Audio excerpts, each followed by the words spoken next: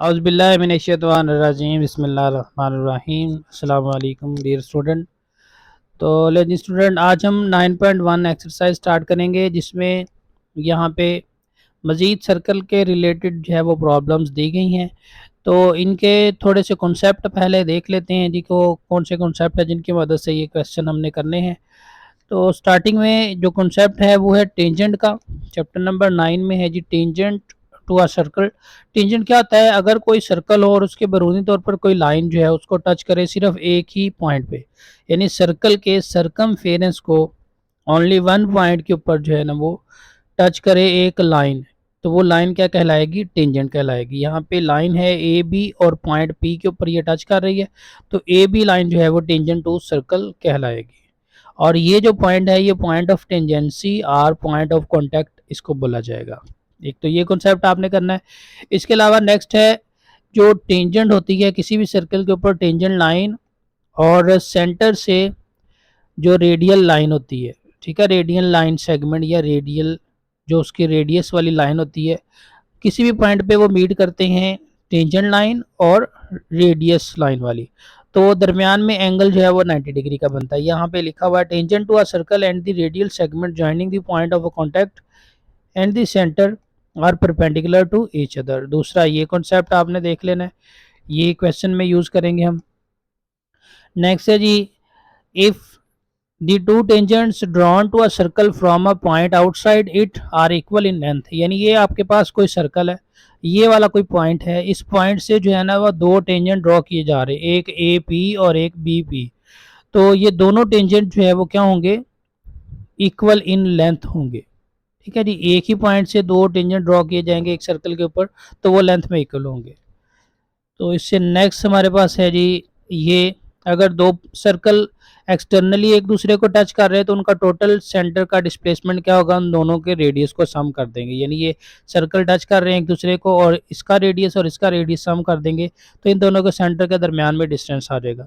और अगर internally touch कर रहे हैं, यानी एक सर्कल दूसरे बड़े सर्कल के अंदर है, तो इंटरनली वो उनके सर्कमफेरेंस एक दूसरे को टच कर रहे, तो उन दोनों का जो डिफरेंस है वो क्या हो जाएगा? इनका जो डिस्टेंस है सेंटर के दरमियान में वो क्या होगा? Equal to their difference of their radius, यानी बड़े रेडियस में से छोटा रेडियस आपने माइनस कर देना है।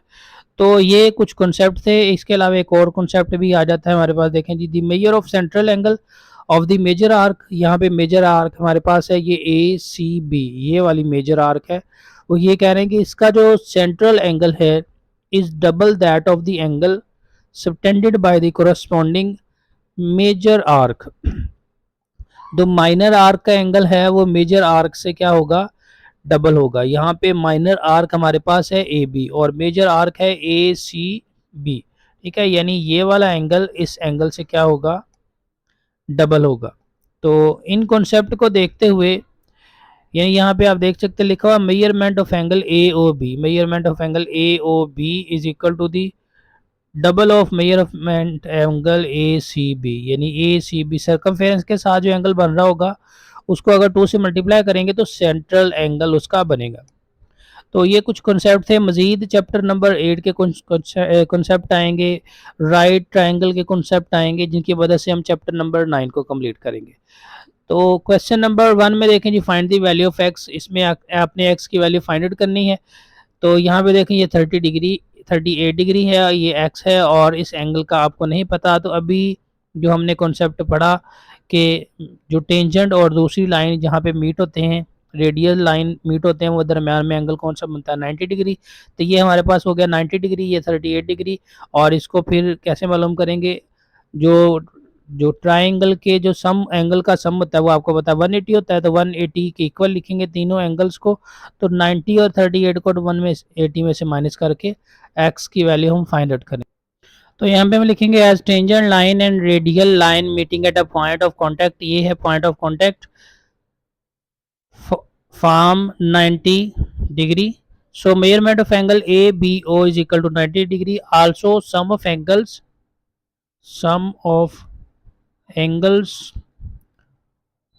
of a triangle will be is equal to 180.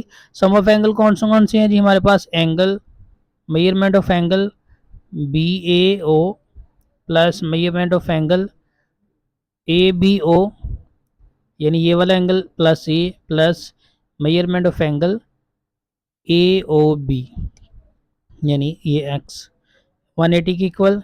ये एंगल हमारे पास है B A O is equal to 38, ये 90 और ये एक्स के इक्वल आ जाएगा, is equal to 180। This implies x will be equal to 180 minus 90 minus 38। 180 में से 90 माइनस करेंगे तो 90 आ जाएगा, 90 में से 38 माइनस करेंगे तो 52 आ जाएगा। This implies x will be equal to 52 degree. Next है जी क्वेश्चन नंबर 2। हमारे पास यहाँ पे बताया जा रहा है find the angle A B C. आपने ए बी सी ये वाला एंगल आपने फाइंड करना है। तो यहाँ पे अभी जो कॉन्सेप्ट आपने पढ़ा कि किसी एक पॉइंट से जो है ना वो दो अगर टेंजेंट ड्रॉ किए जाएं किसी सर्कल के ऊपर तो वो इक्वल इन लेंथ होते हैं। ठीक है जी, अगर वो इक्वल इन लेंथ होते हैं तो वो एक क्या बनाएंगे, आइसोसेलेस ट्रायंगल बनाएंगे। तो यहाँ पे लिखेंगे हम as two tangents drawn to a circle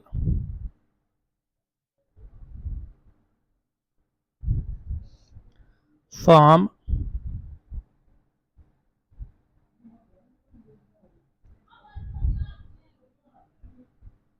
from a point outside। यहाँ पे पॉइंट आउटसाइड कौन सा है, ए वाला। इट इक्वल, तो क्या होंगे टू टेंजेंट्स, क्या होंगे equals in length.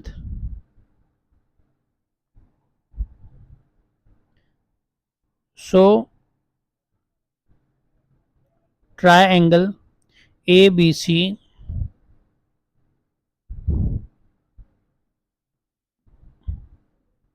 will be isosceles। Triangle क्या होगी, आइसोसेलेस होगी। Also angle B and angle C will be equal. ये दोनों एंगल क्या होंगे, इक्वल होंगे। तो हम लेट कर लेंगे angle B is equal to measurement of angle C is equal to Y. ठीक है जी। तो now sum of angle of triangle A B C is equal to 180। तो यहाँ पे एंगल हमारे पास है A plus measurement of angle B plus measurement of angle C is equal to 180। इसको हमने वायलेट किया, इसको भी हमने वायलेट किया और ये 65 डिग्री आ गया, 180 के इक्वल है। तो यहाँ पे देखें जी y plus Y two Y आ जाएगा इज इक्वल टू 180 माइनस 65। 180 में से 65 को करेंगे माइनस तो हमारे पास आ जाएगा 115।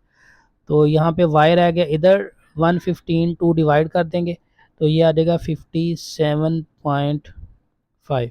और ये y किसके बराबर है, एंगल b, यानी measurement of angle A B C. यहाँ पे लिख देंगे so measurement of angle A B C is equal to 57.5 degree.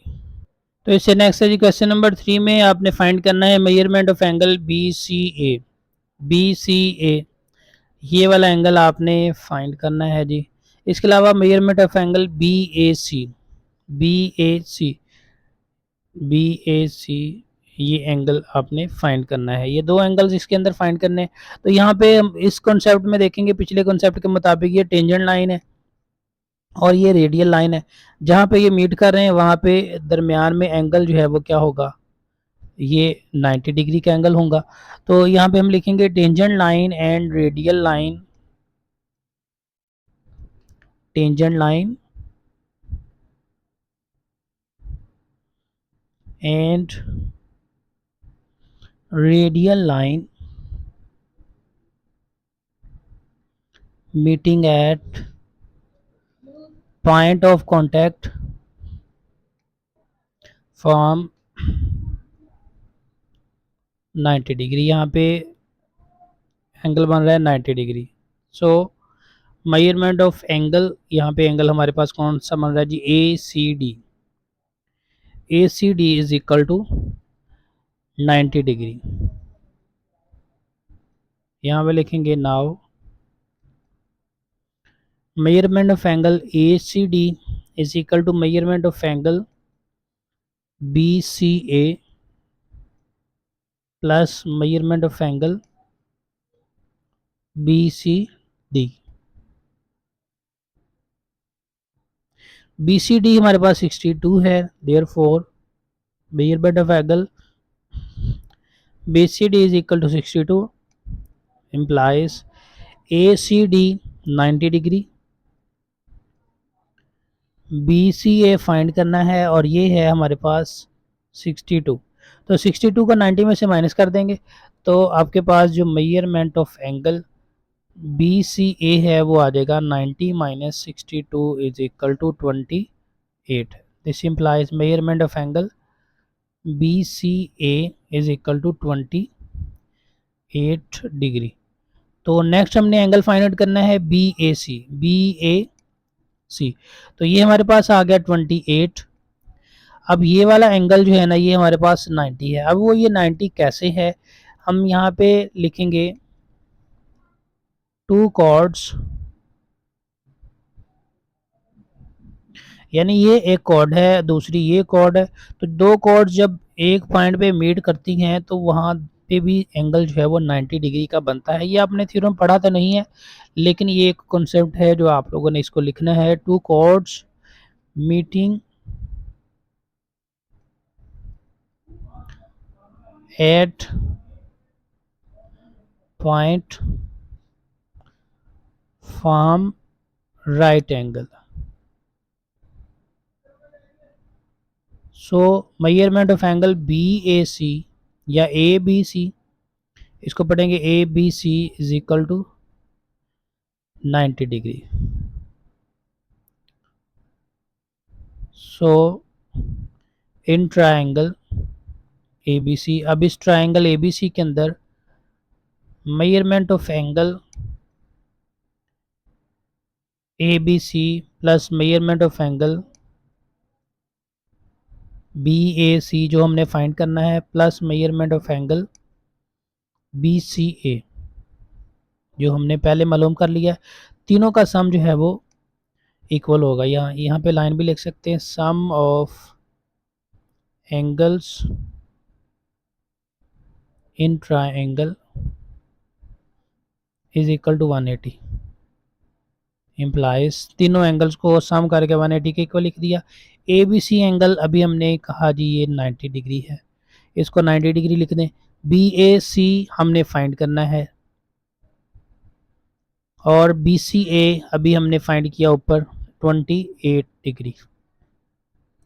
तो मेजरमेंट ऑफ एंगल BAC 180 में से 90 माइनस करेंगे, फिर 28 माइनस करेंगे, तो मेजरमेंट ऑफ एंगल BAC की वैल्यू जो है आपके पास आ जाएगी 62 डिग्री। तो ये दोनों एंगल हमने फाइंड आउट कर लिए जिनकी वैल्यूज रिक्वायर्ड थी। नेक्स्ट है जी क्वेश्चन नंबर 4 में DOF 130 डिग्री है, DOF 130 डिग्री और DEF आपने मालूम करना है DEF। ठीक है जी। तो यहाँ पे देखिए ये सरकमफेरेंस के साथ एंगल है और ये सेंट्रल एंगल है। तो यहाँ पे थ्योरम हम लिखेंगे बाय थ्योरम, यहाँ पे हम लिखेंगे बाय थ्योरम। थ्योरम आपने क्या पढ़ा हुआ है जी, थ्योरम ये पढ़ा हुआ है the angle subtended, the angle subtended by an arc at the center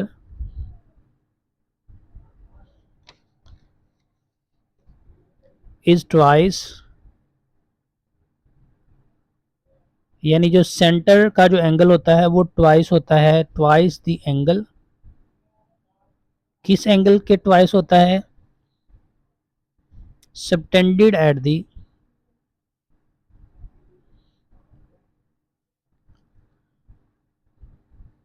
circumference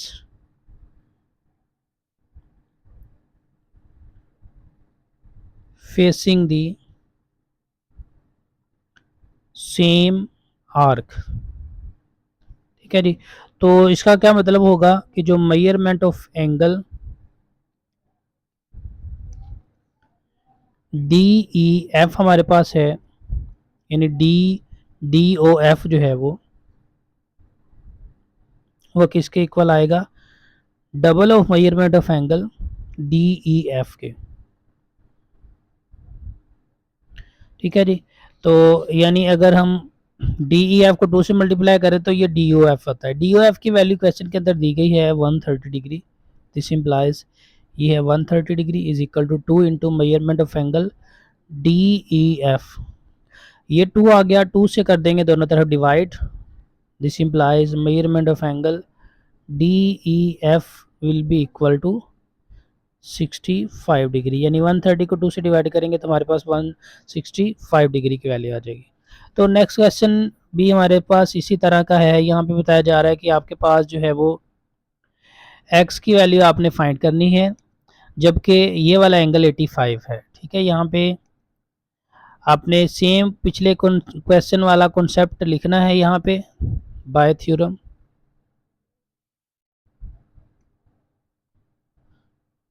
ठीक है जी।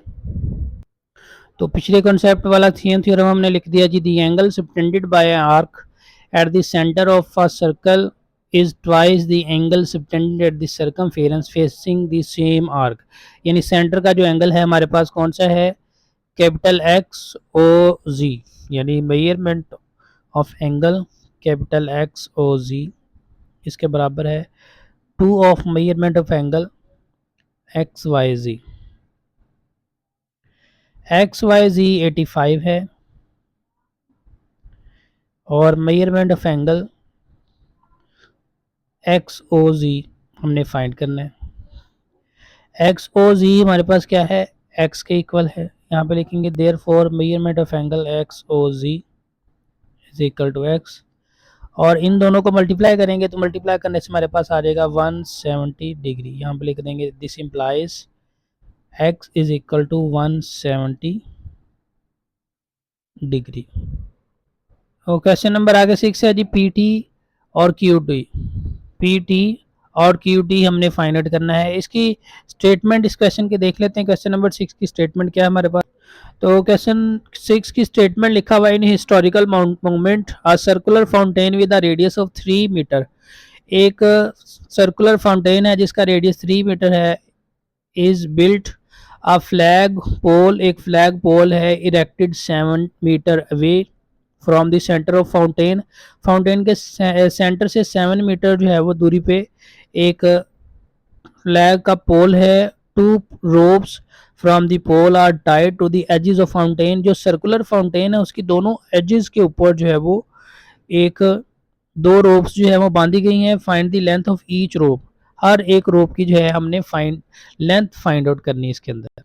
तो यहाँ पे हम डायग्राम बनाएंगे जी, ये रेडियस है फाउंटेन का 3 मीटर और ये पोल है सेंटर से 7 मीटर के डिस्टेंस पे, और ये 2 रोप्स हैं टी पी और क्यू पी। ये हमने फाइंड, इनकी लेंथ हमने फाइंड आउट करनी है। तो यहाँ पे हम जो है ना वो थ्योरम लिखेंगे। थ्योरम क्या है, since rope is tangent to circle, ये वाली जो रोप है वो क्या है, टेंजेंट टू सर्कल है। So form a right angle triangle. ठीक है जी। टेंजेंट लाइन और जो रेडियस है एक ही पॉइंट के ऊपर मीट कर रहे हैं, तो ये एक ट्राइंगल बनाएंगे, right triangle O T P. इसमें देखें ये 90 का एंगल, 90 के एंगल के सामने हाइपोटेनियस। ठीक है, इसको आप बेस कंसीडर कर लें तो ये परपेंडिकुलर कहलाएगा, या इसको आप परपेंडिकुलर कंसीडर कर ले तो ये बेस कहलाएगी। ठीक है जी। तो उसके मुताबिक जो है ना आपने फिर लिखना है, now in right triangle OTP। Right triangle OTP के अंदर जो है ना हमारे पास क्या है, बाय पाइथागोरस थ्योरम। यहाँ पे लिख देंगे form a right triangle implies, जो एंगल OTP है, एक तो आपके पास ये 90 डिग्री है, ये भी आपने बता देना है। इसके अलावा in right triangle OTP by Pythagoras theorem.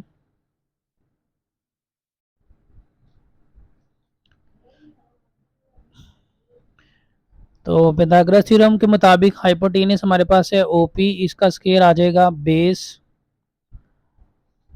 OT का स्क्वायर प्लस PT का स्क्वायर। OP हमारे पास है 7, OT है 3 और PT हमने फाइंड करना है। ये आ जाएगा 49 is equal to 9 plus PT square. 9 को 49 में से कर देंगे माइनस PT स्क्वायर, तो PT का स्क्वायर आ जाएगा 40 के बराबर, दोनों तरफ स्क्वायर रूट लेंगे तो PT आपके पास आ जाएगा 40 स्क्वायर रूट। 40 स्क्वायर रूट की वैल्यू फाइंड आउट करेंगे तो इसकी वैल्यू हमारे पास आ रही 6.32। So length of each rope will be 6.32 metre. Question number 7 आगे है जी, radius of small circle. Question number 7 में बताया जा रहा है कि दो सर्कल्स हैं, एक जिसका रेडियस 5 सेंटीमीटर है, दूसरे का जिसका 7 सेंटीमीटर है, और वो एक्सटर्नली एक दूसरे को टच करते हैं, तो उन दोनों के सेंटर के दरमियान में डिस्टेंस कितना होगा, ये हमने फाइंड आउट करना है। तो यहाँ पे हम लिखेंगे when two circle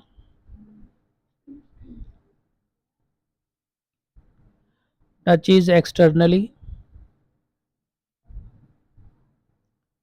then distance between their center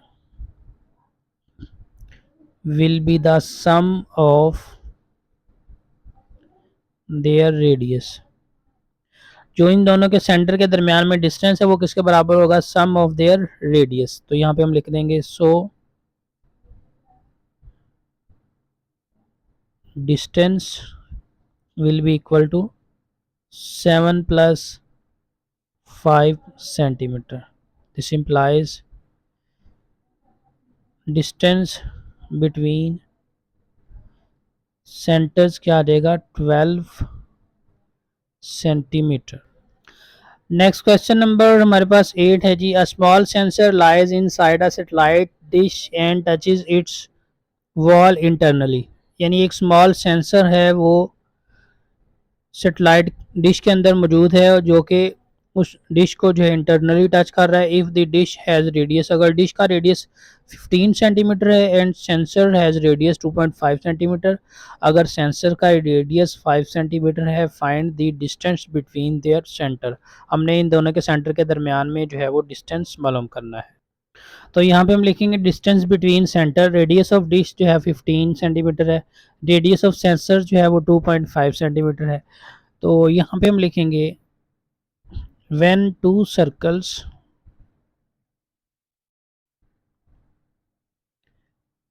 touches internally, अगर दो सर्कल हैं वो एक दूसरे को इंटरनली टच करते हैं, then distance between their centers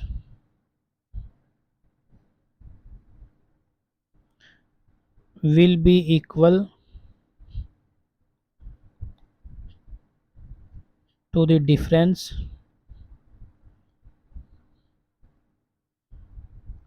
between centers। जो इन दोनों के सेंटर के दरमियान में डिस्टेंस है वो क्या होगा, इन दोनों के जो रेडियस है उनके डिफरेंस बिटवीन देयर रेडियस, यानी इन दोनों के जो रेडियस है उन दोनों के डिफरेंस के बराबर होगा इनका डिस्टेंस। तो यहाँ पे हम लिखेंगे distance between centre, distance between centres will be equal to difference between radius, यानी आर में से स्मॉल आर यानी 15 में से 2.5 माइनस कर देंगे, तो ये हमारे पास आ जाएगा distance between centres will be equal to 12.5 centimetre. तो नेक्स्ट बताया जा रही है क्वेश्चन नंबर 9 के अंदर एक इनर होल्डर है और एक आउटर सिलेंड्रिकल कंटेनर है और वो एक दूसरे को टच कर रहे हैं इंटरनली, जबकि आउटर सिलेंड्रिकल कंटेनर का जो रेडियस है वो 8 सेंटीमीटर है। ठीक है जी, यहाँ से लेके यहाँ तक 8 है, और जो इनर कंटेनर का रेडियस है यहाँ से लेके यहाँ तक वो 6 सेंटीमीटर है। हमने डिस्टेंस मालूम करना है इन दोनों के सेंटर के दरमियान में, यानी ये वाला जो सेंटर है ये स्मॉल सर्कल का जो है वो रेडियस है, और ये वाला जो सेंटर है इस बड़े सर्कल का जो आउटर कंटेनर का रेडियस है उसके बराबर है। तो डिस्टेंस बिटवीन देयर सेंटर्स हमने मालूम करना है। यहाँ पे लिखेंगे as circle are touching internally, हमने यहाँ पे लिखना है जी, क्योंकि सर्कल जो है ना इंटरनली टच कर रहे हैं। So distance between their centres will be equal to outer radius minus inner radius, यानी 8 माइनस 6 ये आ जाएगा 2 सेंटीमीटर। ठीक है, इसको हम लिख देंगे डिस्टेंस बिटवीन देयर सेंटर्स। तो नेक्स्ट क्वेश्चन नंबर हमारे पास आ जाता है जी 10 वाले क्वेश्चन में बताया जा रहा है कि एक रेडियस जो है यहाँ पे 10 सेंटीमीटर है और पोल जो है सेम, जैसे अभी हमने क्वेश्चन नंबर 6 किया था तो उसमें एक ये जो बताया जा रहा है कि पिरामिड शेप स्कल्परेट है और उसको उसके सेंटर के अंदर जो है ना एक प्लाजा है। ठीक है, और सर्कुलर प्लाजा उसके अंदर है, और प्लाजा का जो सेंटर है वो 10 सेंटीमीटर है, और उसके आउटर साइड पे एक पोल है जो कि 26 मीटर के डिफरेंस में है, और उस पोल से जो है ना वो दो रोप्स सर्कल को ऐसे टच करती हैं एक्सटर्नली तौर पर, यानी इससे इन दोनों पॉइंट से जो है ना वो एज से रोप्स जो है वो बांधी गई हैं। तो आपने हर एक रोप की लेंथ मालूम करनी है, यानी पी टी और पी क्यू हमने इसके अंदर मालूम करना है। ये सेम क्वेश्चन नंबर 6 की तरह से हम करेंगे। तो यहाँ पे हम लिखेंगे as tangent line P T and radial line O D